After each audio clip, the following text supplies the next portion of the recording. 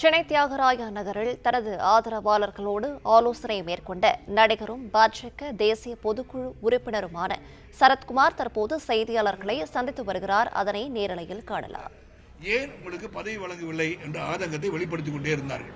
அதான் இன்னைக்கு காலையிலிருந்து நடந்துச்சு. நீங்க பொறுமையா காத்திருந்ததுக்கு நன்றி. இதுதான் இன்னைக்கு சாராம்சம். அதை தவிர வேறு எதுவும் கேள்விகள் நீங்க கேட்க வேண்டும் என்றால் நீங்க கேட்கலாம். திருச்சியில உங்களுடைய போட்டோ இல்லன்னு சொல்லியிருக்கோம். எந்த பொறுப்புமே இல்லாம அண்ணாமலையினுடைய போட்டோ கூட எல்லா மேடைகள்லயும் இருக்கு. இது எந்த அளவுக்கு ஒரு அதிருப்தி உங்களுக்கு ஒரு ஆதங்கத்தை ஏற்படுது? இல்ல, எனக்கு ஆதங்கம் இல்லை. நான் சொன்ன அதான் நீங்க தவிர நான் சொன்ன அவங்களுடைய ஆதங்கத்தை சொல்றேன். எல்லாரும் இருந்தாங்க, தலைவர் உங்க படமே இல்லை, எங்களுக்கு கஷ்டமா இருந்துச்சு அப்படின்னு பயணிச்சிட்டு இருந்த காலத்தை சொல்கிறார்கள். அந்த ஆதங்கத்தை சொல்றாங்க. எல்லாரும் இருக்கும் போது உங்க படமே இல்லைன்னும் போது எங்களுக்கு ரொம்ப ஒரு பொறுப்பு கொடுத்திருந்தாங்கன்னா, ஒரு நேஷனல்ல ஒரு பொறுப்பு உங்களுக்கு வந்துருந்துச்சுன்னா அந்த படம் இருந்திருக்கும்ல. அப்படி நீங்க இருந்திருப்பீங்கன்னா அவங்க சொல்ற ஆதங்கம். ஏன் ஆதங்கத்தை சொல்ல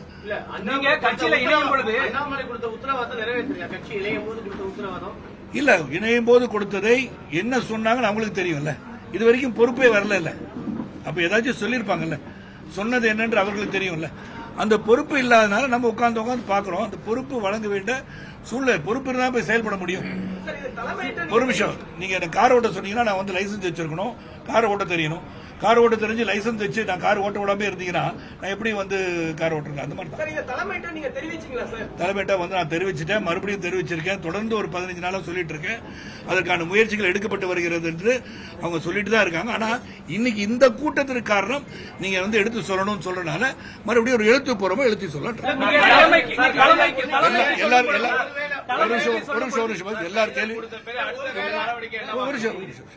எல்லார் கேள்விக்கு பதில் சொல்லும்போது ஒவ்வொருத்தர கேள்வி நான் பதில் சொல்றேன்.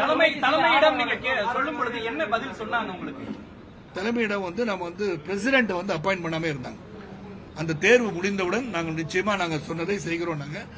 தேர்வு நடந்தது, தொடர்ந்து தேர்தல் வந்துருச்சு. இப்ப எங்களுக்கு என்ன தொடர்ந்து வெஸ்ட் பெங்கால், அஸ்ஸாம், கேரளா, பாண்டிச்சேரி, தமிழகம் தேர்தல் வந்துருச்சு. மறுபடியும் தேர்தல் வந்த பிறகு அப்படின்னு சொல்லும் போது இந்த அளவில் ஒரு பொறுப்பு இல்லாம எப்படி இருக்கிறது என்றுதான் எங்களுடைய ஆதங்கம். பாம்பேல போயிருந்தேன். பொறுப்புகள் வழங்கப்படவில்லை. உங்களுடைய தொண்டர்கள் மீண்டும் சமத்துவ முன்னணி கட்சியை தொடங்க வேண்டும் ஒரு கோரிக்கை வச்சுக்காங்க. தொண்டர்களுடைய பேச்சுக்கு உங்களுடைய தொண்டர்கள் அவங்க ஆதங்கத்தை சொல்றது அவங்களுக்கு உரிமை இருக்குல்ல. இந்த மாதிரி இருக்கேன், நீங்க ஏன் தொடங்கக்கூடாது அவங்க கேட்டாங்கன்னு சொல்லணும் இல்லையா அவங்கள்ட்ட. நான் உங்களிடம் அதை சொல்லாம இருந்தால் அது தவறாக இருக்கும். அதனால சொல்றேன். அவங்க சொல்றாங்க, ஏன் நம்ம நல்லா தானே போயிட்டு இருந்தோம், என்ன நம்ம தேர்தல் காலத்தில் நம்ம நிக்கன்னு சொல்லும் போது இன்னைக்கு சொல்றாங்க எல்லாம். நீங்க ஒவ்வொரு முறையும் தனித்து போட்டியிட வேண்டும் சொன்னதை நாங்க உண்மையிலே நம்ம கரெக்டா பண்ணிருந்தோம்னா இன்னைக்கு நம்ம இந்த நிலைமையில் இருந்திருக்க மாட்டோமே தலைவா அப்படின்னு அவங்களும் சொல்றாங்க. இன்னைக்கு அவர்கள் செய்ததும் தவறு என்பதை ஒப்புக்கொண்டுள்ளார்கள். ஆனா அவங்க கேட்கறது ஒரு பொறுப்பு உங்களுக்கு இருந்தா எங்களுக்கு பொறுப்பு வாங்கி கொடுக்கறதுல என்ன இருக்கு, உங்களுக்கே பொறுப்பு இல்லையன்றது.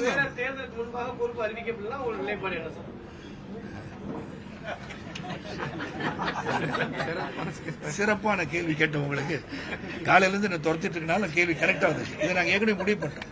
அதாவது நாளைக்கு கடிதம் கொடுக்கப்படும். தேர்தலுக்கு முன்பு அப்படின்னு இல்லை, இந்த வேண்டுகோளுக்கு நிச்சயமா செவி சாய்த்தே ஆக வேண்டும். செவி சாய்ப்பாருக்கு நம்பிக்கை இருக்கு. ஏன்னா அது உத்தரவாதம் கொடுத்துட்டே தான் இருக்காங்க. ஆனா செயல்முறைக்கு வரல.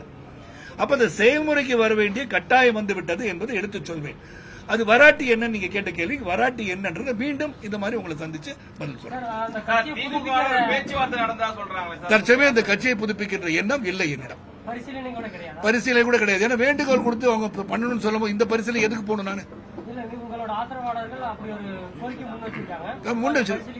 நம்ம எடுக்க வேண்டிய முடிவு என்கிட்ட தானே இருக்கு. அந்த முடிவு என்கிட்ட ஒப்படைச்சிட்டாங்கல்ல. சாவி கொடுத்து நீங்க திறந்துக்கோங்கன்னு சொல்லிட்டாங்க. அந்த சாவியை நான் கையில வச்சிருக்கேன். நான் வேண்டுகோளை தான் சொல்றேன். இப்பயும் வேண்டுகோள் தான் சொல்றேன். நான் இன்னைக்கு இந்த மீட்டிங் போடுறது தலைமைக்கு தெரியுமே.